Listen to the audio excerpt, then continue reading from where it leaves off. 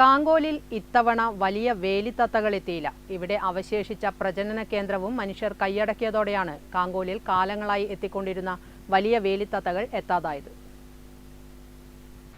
വലിയ വേലിത്തത്തകളുടെ കേരളത്തിലെ അറിയപ്പെടുന്ന പ്രജനന കേന്ദ്രമായിരുന്നു കാങ്കോൽ. ആദ്യം KSEBിക്ക് എതിർവശത്തായിരുന്നു വർഷങ്ങളായി ഇവ എത്തിയിരുന്നത്. അവിടെ കെട്ടിടങ്ങൾ ഉയർന്നപ്പോൾ കാങ്കോൽ ശിവക്ഷേത്ര മൈതാനിയിലാണ് വേലിത്തത്തകൾ എത്തിയത്.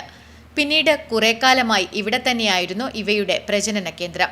ഇപ്പോൾ ഇവിടവും നഷ്ടപ്പെട്ട് അവ എങ്ങോട്ടോ യാത്രയായിരിക്കുന്നു. മണ്ണിൽ കുഴികളുണ്ടാക്കിയാണ് ഇവ മുട്ടയിടുന്നത്.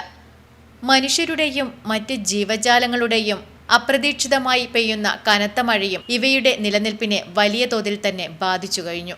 മാർച്ച്, ഏപ്രിൽ മാസങ്ങളിലാണ് വേലിത്തത്തകൾ ഇവിടെ എത്താറുള്ളത്. പയ്യന്നൂരിനടുത്തുള്ള കാങ്കോല് വേലിത്തത്തകളുടെ പ്രധാനപ്പെട്ട പ്രജനന കേന്ദ്രമായിരുന്നു.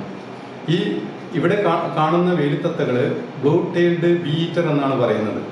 ഈ വേലിത്തത്തകളോടൊപ്പം ബ്ലൂ ത്രോട്ടറ്റ് ബീ ഈറ്റർ എന്ന് പറയുന്ന വളരെ അപൂർവമായ ഒരു വേലിത്തത്തകളും ഇവരുടെ കൂട്ടത്തിൽ കാണപ്പെടുകയുണ്ടായി.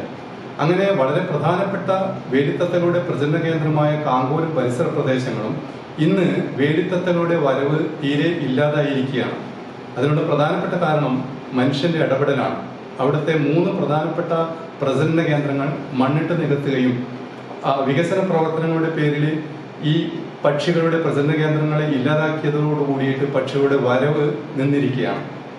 അത് നമ്മുടെ പരിസര പ്രദേശങ്ങളിൽ വലിയ പരിസ്ഥിതി പ്രശ്നങ്ങൾ ഉണ്ടാക്കും എന്ന കാര്യത്തിൽ യാതൊരു സംശയവുമില്ല. മെയ് അവസാനമാകുമ്പോഴേക്കും ഇവ തിരിച്ചു പോവുകയും ചെയ്യും. കഴിഞ്ഞ വർഷം വന്നുപോയ വേലിത്തത്തകൾ ഇത്തവണ എത്തുകയുണ്ടായില്ല. Network news, Karivellur.